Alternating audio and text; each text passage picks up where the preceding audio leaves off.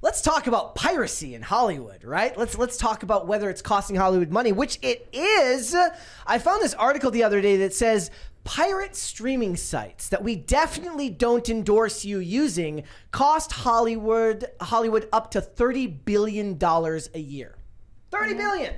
It says, ever since taking on Netflix Inc. as its own game, old Hollywood has struggled to turn a profit in streaming, with the likes of Disney Plus, Peacock, and Paramount losing billions of dollars each year. We just talked on Friday about the fact that in 2022, Paramount lost $2.5 billion. In 2023, they lost $2.7 billion. Mary, can you imagine what we could do with $1 million, let alone $1 billion? They're struggling to make $1 billion on most high-budget movies these days. And this is funny that John Nolte added his own personal take on piracy. He said, listen, I'm not into pirating. Can you imagine what would happen if a Breitbart guy was caught doing something illegal? Even without something of a public profile, I probably wouldn't imbibe. Tech stuff drives me crazy, and at my advanced age, I have no desire to complicate my life with something that could get me in trouble. Then there's the fact that it's stealing. However, I do understand the impulse. The people who make the content hate us. Who wants to fund that? Hollywood lives off our tax dollars with all that corporate welfare. And what do we get in thanks for all that money? Insulted and overcharged. I 100% agree. And this is a joke, and you should pirate content in Minecraft if you want to win the culture war in Minecraft. So they were saying that pirate sites make about $2 billion a year in ads and subscriptions. Who owns these sites? Like, do we know who these people are? People not in America, I imagine. And there's really nothing they can do about it other than complain. Yeah. Yep. It says the age of streaming has been a boon for some unintended winners. Bloomberg found primarily pirates that use software to rip a film or television show in seconds from a legitimate online video platform and host the titles on their own. These illegitimate services rake in $2 billion a year. And this is what's funny about this. So the streamers are going head to head, not only with Hollywood, who is making their movies, the pirate sites, which are just uploading everything that they're making, and it's not helping them because they are not actually making any money from their original content. Last year, all 10 of the shows that were top on streaming were all acquired properties. Meaning they're years old. They're just reruns, essentially. Correct. We got a $20 from Pat the Plumber. Brett Dasovic, hating Mocha is a psyop. Change my mind. Wrong. It's the only thing that isn't a psyop here, my friend. Well, if everything we don't like is a psyop, that means Mocha is a psyop. Nope. It's the exception, not the rule. So look at this. So in 2023, these were the top shows. Suits, Bluey, NCIS, Grey's Anatomy, Cocomelon. Only 22 episodes of Cocomelon. It's in the top 5. The Big Bang Theory, Gilmore Girls, Friends, Heartland, Supernatural. All of these are shows that started places other than streamers and then were eventually licensed there. I was having a discussion with them on the Salty Nerd podcast on Saturday about how the future is not in the original content anymore. I think they're learning now the future is just going back to licensing. Everything is going back to licensing content out to other streamers. If you go to Netflix now, you can watch all of the DC movies. On there. You don't just have to go to, like, why would you have HBO Max and Netflix? If you're using HBO Max for DC content, why wouldn't you then just have Netflix where you can watch it there, right? And then this was all of the top original shows this year. It's really funny. The number one is Ted Lasso, and it's the only one from Apple TV because Apple TV has like half the size of a platform as all these other ones, but it's still the number one show. 2023 was mid for a show. Like, most people wouldn't even have heard of most of these. The Night Agent, that one, by the way, that one's still sitting in my queue. No! Oh no, the crisis sound. My bad. Thank you guys. So Night Agent is still sitting in my queue to go and watch, but Ginny in Georgia, no clue.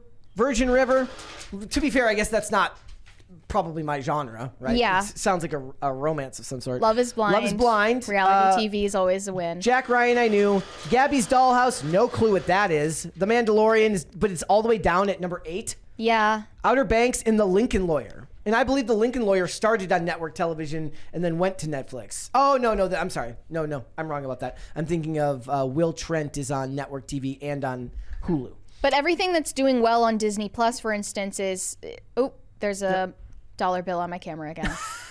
It happened again, folks. I need a shot on you there. Yeah. Brett's coming over to take the dollar bill off of my camera. There you go. Thank you for that. You're welcome. I'll keep this one. 20. Is that also a good omen, or was it only a good omen the first time it happened? I think that was a good omen. Okay, good. Yeah.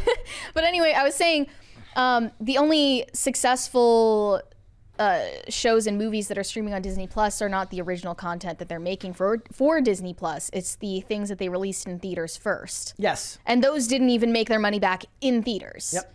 So no one's winning.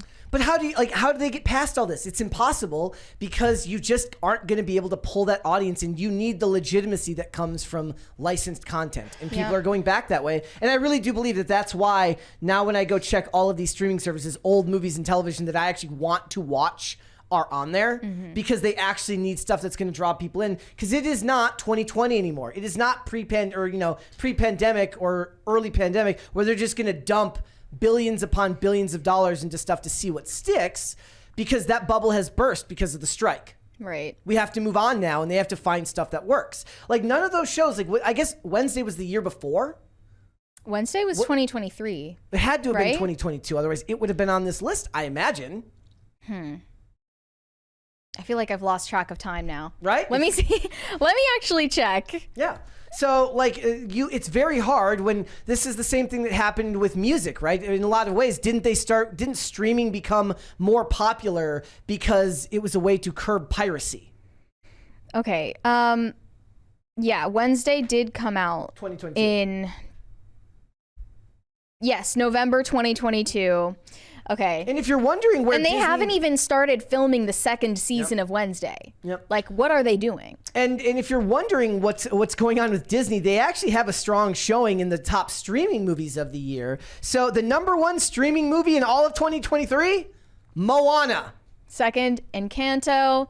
They're also Elemental's on there. Elemental, Frozen. Like, they're not even the sequel. The first Frozen from over a decade ago is on this list, and Avatar: The Way of Water, which isn't, I mean, it's more so associated with James Cameron in my mind, but yeah, that's on Disney Plus, and it's also on HBO Max.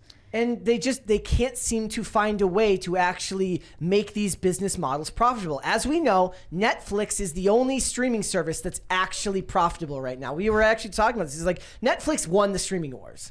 For all intents and purposes, Netflix won the streaming wars. Everybody else is just playing second fiddle.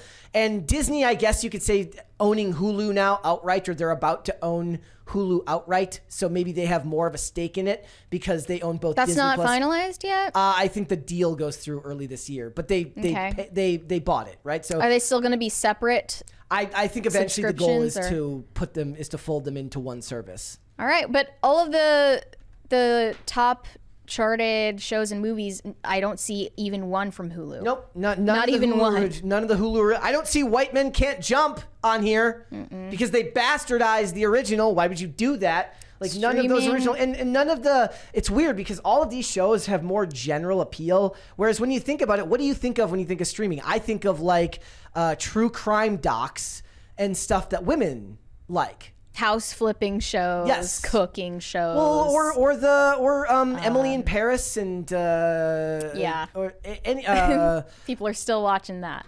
any of these things that women like. That's what I think of when I think of streaming. But all of this stuff is so general, and they can't beat these shows like Suits, which went off the air in 2019. NCIS, which is like literally like a ghost of its former self. It's just an old, just old person dragging their old ass across the finish line. It's in like its 25th season, right? It's just a corpse at this point. Yeah. In all of these other shows, Big Bang Theory, Gilmore Girls, Friends, none of this stuff is new. People don't want new because everything new that they make is garbage. Friends probably got a boost because of Matthew Perry's death. Possible, yeah. Nolte said, to paraphrase Chris Rock, I'm not saying it's okay to pirate movies and TV, but I understand.